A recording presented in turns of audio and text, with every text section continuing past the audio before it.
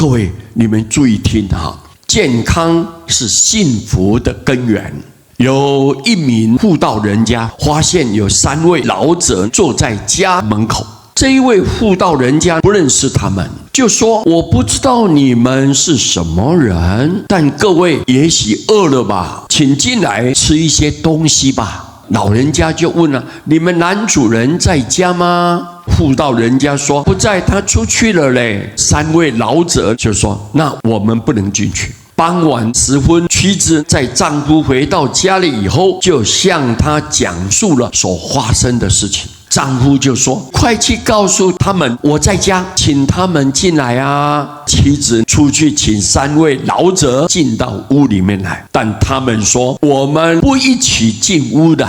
其中一位老者就指着身旁的2位解释说：我旁边这位，他的名字叫财富，那位的名字叫成功，而我的名字叫健康。接着他又说：现在你回去跟你的丈夫讨论一下，看你们愿意我们当中哪一个进去啊？结果妻子回去就将这个话告诉了丈夫，丈夫就说：那我们让财富进来吧，这样我们就可以黄金满屋吧。妻子却不同意。亲爱的啊，我们还是请成功进来更妙，不是吗？他们的女儿在一旁听，他就建议了：应该请健康进来，不是很好吗？这样一来，我们一家人身体都很健康，就可以幸福的享受生活，享受人生啊。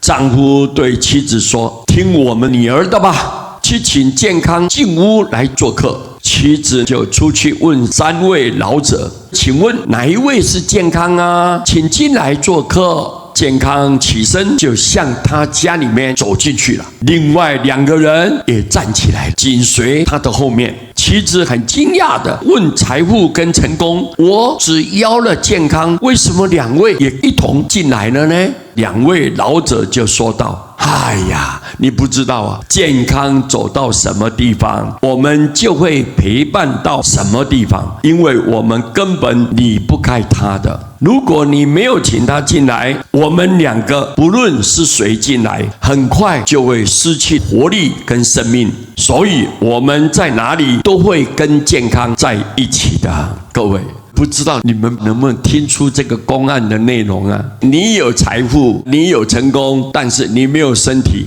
也等于归零呢。所以身心健康是人生最大的幸福。人一生追求财富，却忽略了健康。其实健康是工作活力的泉源，也是一切事业成功的基础，更是每一个人一生中最宝贵的财富。健康是幸福之源，但是知易行难啊，唯有靠着恒心和毅力来达成。要经营健康的身体，或许比经营事业更不容易。人如果没有健康，一切都是空谈。我们要记着，拥有健康才是拥有人生最实质的财富啊！我们精神压力、烦恼、紧张以及过度思考，都将引起体内积聚过多的乳酸使人容易感到疲惫衰老。必须要消除压力，疏解忧郁，才可以改善腰肩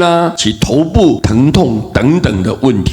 我们愿所有十方信众都能主宰自己的生命，做一个健康、开心、快乐的人。借此机会跟各位大家共同来勉励，因为有健康，我们就可以好好的念佛，你的修行就减少障碍。健康跟我们的修行有密切的关联，我们应该要谨记在心，要多运动，3餐要正常，情绪一定要稳定。我们不气、不恨、不恼、不贪，心情保持平静，自然烦恼就减少。多运动，血液循环也会健康正常。健康是最主要的根本。谢谢大家，阿弥陀佛。